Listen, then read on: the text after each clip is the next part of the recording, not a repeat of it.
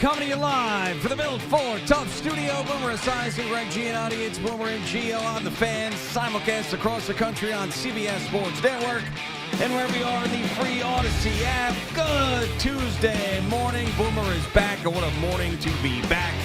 We got some really bad news officially with Garrett Cole. We kind of knew it was trending in that direction, but he'll be out for the year with Tommy John surgery. But yesterday really was all about the NFL, the moving and shaking, and the New York Jets go out there and get Justin Fields right away. Now we await to see what the New York Giants are going to do.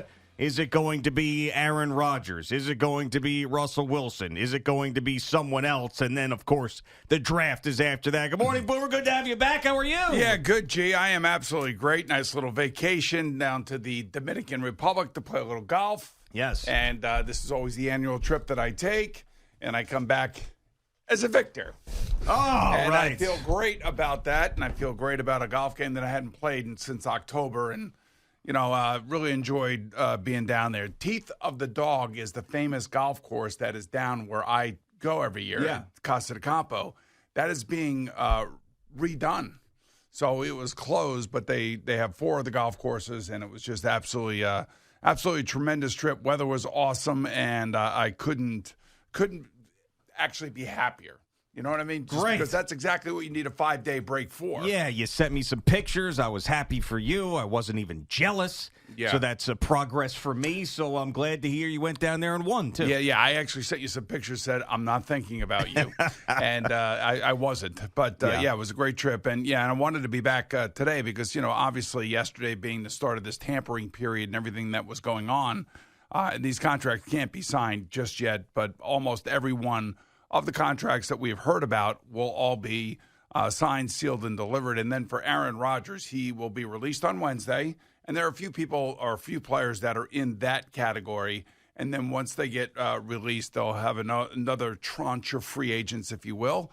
And then we'll find out exactly what the Giants are doing, whether it be Aaron Rodgers, whether it be Russell Wilson, or whatever's left, because the cupboard is pretty bare. As far as the Jets are concerned, I mean, they got a 26-year-old Justin Fields. Here's my take on that. It's a safe pick. It's exactly something that they haven't had in a long time, and that is a really athletic quarterback. There's no question that his running ability is as good as there is in the NFL, and they'll have to incorporate a lot of that into his game. He basically has an overall record of 14-30. In the NFC North, he was 3-12. However, 2 of those wins came against the Detroit Lions and, of course, Aaron Glenn. Yeah, so they members of the offensive staff that were also there, too. Right. I mean, they had to do something, and they have Tyrod Taylor there still. And I don't know, they'll figure out which guy, you would assume that Justin's going to be the starter on open day, but you just never know how these things work out.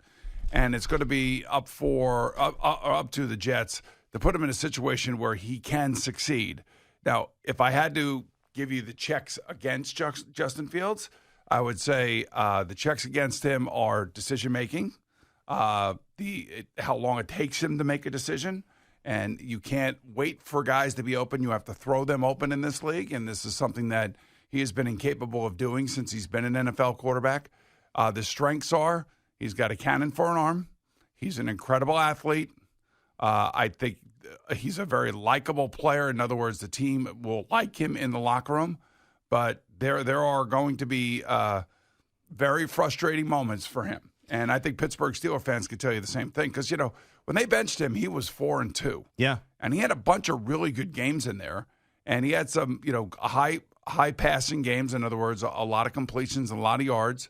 And they won. And then all of a sudden, they buried him on the bench out of nowhere. And that concerns me. And I wonder why Pittsburgh would do that to him and what were the internal situations or discussions about whatever he was missing or whatever was going on there.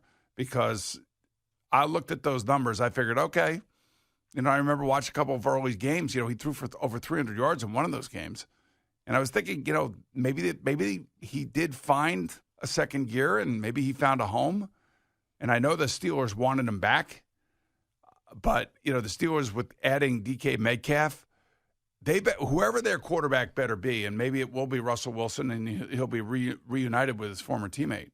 they better get a guy back there that is controlling this team, because you got two hotheads at wide receiver now. Yeah, George Pickett's a DK Metcalf. But, yeah, Justin Fields is fine for right now. I mean, of all the guys out there, you mentioned his age first, which I think is a big part of this. And I don't love bringing in some of these older guys and the risk of injury. And anybody can get hurt at any age. But I do like the fact that Justin Fields is younger, and maybe, just maybe, the best football for him is ahead of him. I don't think anybody, though, is really feeling confident about Justin Fields being the answer for the next 5, 6 years. And that's really what this regime is going to be defined by, is where are you getting that guy? So he's fine for a transition period. The team is not going to be very good.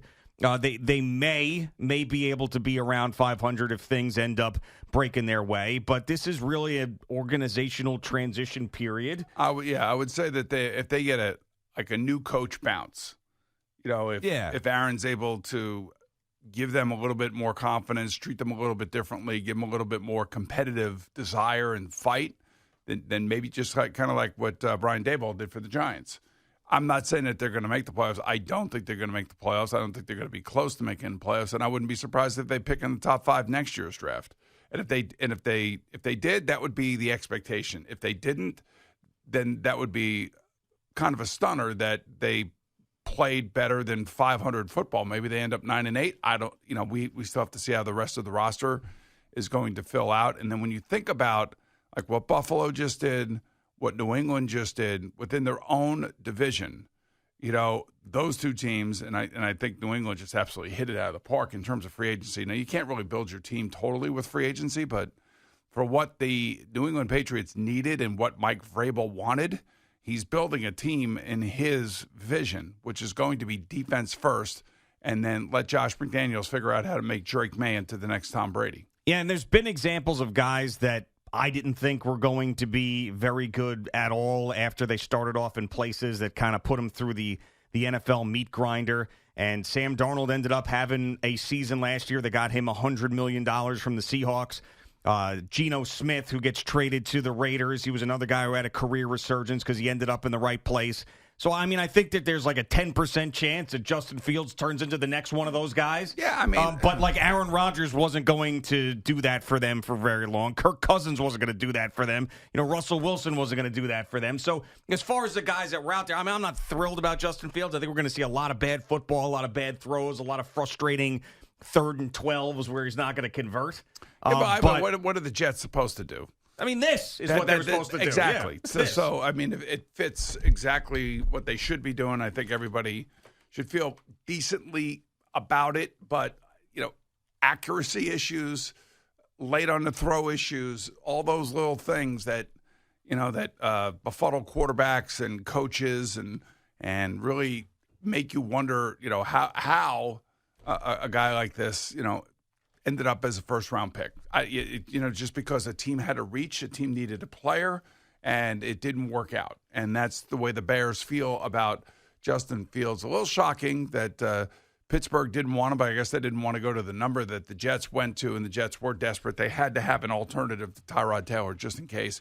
And like I said, for Jet fans, this would be something that they haven't seen. This is going to be a quarterback that is going to run. He is going to be running probably somewhere between 7 to 10 times a game. Yeah, that's who he is. That's his game, and it's going to be up to the Jets to really kind of just manufacture their offense around his skill set. If you are a wide receiver and you are Garrett Wilson, well, he knows all about it. You ain't going to be so happy. Yeah, but I mean, I'm just telling you, it's not. He's played with them before, so he knows what he's getting into. I know, and hopefully they can rekindle that thing that they had at Ohio State. But I just, he knows what's going on, but in the NFL it's different. You start throwing the ball over the heads of wide receivers, they get upset. So the next wave really depends on Aaron Rodgers, Russell Wilson, and Daniel Jones, and it's funny how and Kirk Cousins right now, at least as far as we know, is not going anywhere. Yeah. Atlanta has said they want to keep him on the roster, and they want him to be the backup quarterback to Michael Penix Jr. Yeah, so where those guys go, I mean, it feels like that Aaron Rodgers and the Steelers is going to happen. That's what that feels like. So my prediction is that Aaron Rodgers goes to the Steelers. Russell Wilson ends up here with the Giants, being the bridge quarterback to the guy that they draft. And Daniel Jones ends up in Minnesota. And I think he starts the season as the starting quarterback in Minnesota, and then we'll see what happens with J.J. McCarthy's health and maturity and all those things. Two things that really piqued, my incredible interest about what happened with these quarterbacks is, number one, Geno Smith was offered a contract extension by Seattle. He said no because I think he knew, and his agent knew, that the Raiders wanted him because they want to reunite him with Pete Carroll. And Pete Carroll wants a veteran quarterback that he knows. So he essentially forces a trade by saying no to the contract extension that Seattle gave him. He goes and gets traded for a third-round pick to Seattle. So Seattle gets a third-round pick. They get, I believe, a better quarterback than they had, and they paid that quarterback less money. He's younger and had a great game against Seattle in Seattle last year. He did. So Seattle was a huge winner, I think, in this situation. Now, whether or not they're going to be able to break through with Sam Darnold, I don't know. We'll wait and see. I think we saw what we saw with Sam Darnold 2 of those last 3 games of the regular season, 1 in the playoffs. It's just a better move by Seattle, and for the Raiders, it's an okay move, and they're going to end up giving him a contract extension, Geno Smith. And Geno Smith is one of these guys that just hangs around, makes a ton of money, and I don't necessarily know that that's going to move the needle for the Raiders in that division. Yeah, and I can't believe it was actually a third-round pick, too. It seemed very high for a 35-year-old quarterback. It was a strange one, but he is there with his coach, and Geno Smith's probably happy in the sense that not only is he reunited with Pete Carroll, but they also traded away DK Metcalf to the Steelers, and that was going to be a big loss for him if he stayed in Seattle. So I mentioned Russell Wilson to the Giants. You gave a little bit of an oof there for that. I mean, it's just going to be another... I mean, I don't know where else they go, right? Here's the thing. Russell was great when he was younger, and he was able to create because of his size and everything. This will be his 4th team if he comes here. And it's Moonball City, which is fine, but he's not going to be able to run around all over the place. I don't know what else the alternatives are. It's Aaron Rodgers, if he decides he wants to be here. But exactly. He may because he still has his house in New Jersey. I don't think he sold it yet. I don't know. It felt like all the momentum was Rodgers to the Steelers yesterday, and it's just like a matter of time. That's what it felt like. But with those wide receivers, I'm going to tell you right now, they need a veteran quarterback that can handle those personalities. It's between George Pickens and DK Metcalf, and good for DK for getting his deal. He's worth it because he is such a force and a dominant force on the field. But, man, if they are not getting the ball, those 2 guys – You know what's great about them, too, is they both wear the same number. So that's going to be the first issue that they have together is who gets number 14. Well, I think if you are – unless DK buys it from George Pickens, it's got to be George Pickens' number. He was drafted there. He's been there. It's not like you're trying to take it from, like, the 5th defensive back or something. Yeah. No, I know. But you're taking it from their number 1 wide receiver. Yeah, you know how wide receivers are, though. And that's going to be an interesting negotiation. Because he's at least going to try. But yeah, I mean, if Aaron Rodgers goes to the Steelers and the defense is able to stay healthy, because that whole team sort of went down the tubes when T.J. Watt got hurt, and they just weren't the same team, and then the defense not being as good made the offense not be as good. And Russell Wilson wasn't playing well towards the end of the season. They had that stretch there where he was playing okay. They were winning games. The defense was very good. But then towards the end of the season, he wasn't playing well, and they didn't go back to Justin Fields. There was some chatter about that, and it felt like, I remember talking about things that Arthur Smith said, the offensive coordinator out in Pittsburgh, where it almost seemed like he was sending a message that if it were up to him, he would have put Justin Fields back in. He didn't come out and just say that. It was sort of something about like mobility. He was sort of implying it, and writers wrote about it. So would you want to try to reunite Russell Wilson with DK Metcalf? No, I don't.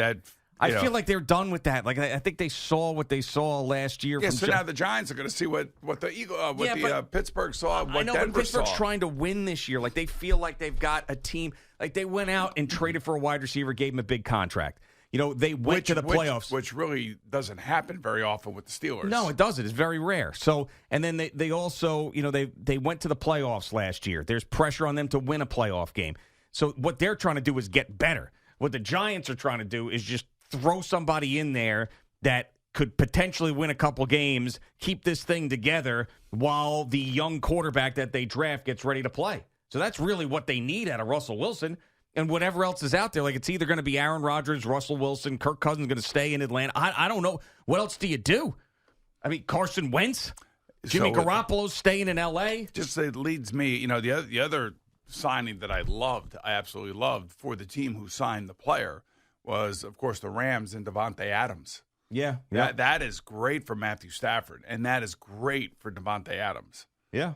And he picked one of those top quarterbacks. I think he waited to see what the hell was going on with Matthew Stafford as to whether or not he was going to stay there. Sure. Yeah. That is to me, that is a terrific signing. And, and I do like, kind of like what the Patriots are doing. They're trying to rebuild offensive and defensive lines. You think about all these teams out there and what they're trying to do, what they think their holes are. And, to me, the Patriots are probably the one team that I think is has fared the best thus far. Them and then Seattle, because of the way that they handled their quarterback situation, paying less for most likely a better player, and then also receiving a third-round draft pick. Yeah, and it is sort of cruel from my own standpoint, where I'm going to go from Sam Darnold starting, who was great, but then to Daniel Jones, then to J.J. McCarthy. I mean, it's like I hated J.J. McCarthy coming out of the draft. I was screaming about Daniel Jones for years, how much I couldn't stand the guy. I needed to get benched. It's almost like there are football gods that are just messing with me. And the point where Sam Darnold is so good he wins 14 games and then turns into a pumpkin again. It's like, what are you doing to me? What are you doing to me? I don't know, but at least you had a nice little ride there. No, it wasn't a nice. That's the way you got to look at it. Yeah, I mean, you could be a Jet or Giant fan. Well, if I was a Giant fan, I'd had two of the most memorable Super Bowl runs ever. Yes, in my little sports piggy bank. I told you I get a text from one of my Giant fan friends, not Tony Toronto. Oh, really? Says, man, I really love what the Jets are doing. What are the Jets doing? I don't know. I mean, they got Justin best Fields, offensive lineman. Right? That is true. They signed that corner from Baltimore. Ravens fans were happy that he left. I saw that. Yes. I did. No, I don't know. I saw a bunch of lowlights of him from Ravens fans that sort of came across my feed. But yeah, what the Jets did is they did something that they had to do. The other thing too is that the Chicago Bears rebuilt their entire offensive line, two trades and a free agency. I mean, it's no surprise. I mean, Ben Johnson knows what works. They have one of the best offensive lines in football, if not the best, and that's what their focus is right now. Smart. Really smart. It is really smart. So I think that, they've had a really good offseason thus far. Number one, with the coach. Number two, with the three offensive linemen that they've acquired. Number four, I would like to think that they have a highly motivated Caleb Williams. It seems that way anyway. Everything that he is saying, everything that he's doing intimates to me that he is definitely, jacked about this upcoming season. Unlike the Yankee fan who now just lost another major piece. All right, Boomer and Gio on the Fan and CBS Sports Network. Boomer back this morning. We'll get Jerry in here in just a couple of minutes. Just getting started on this Tuesday morning. Got some weather for you brought to you by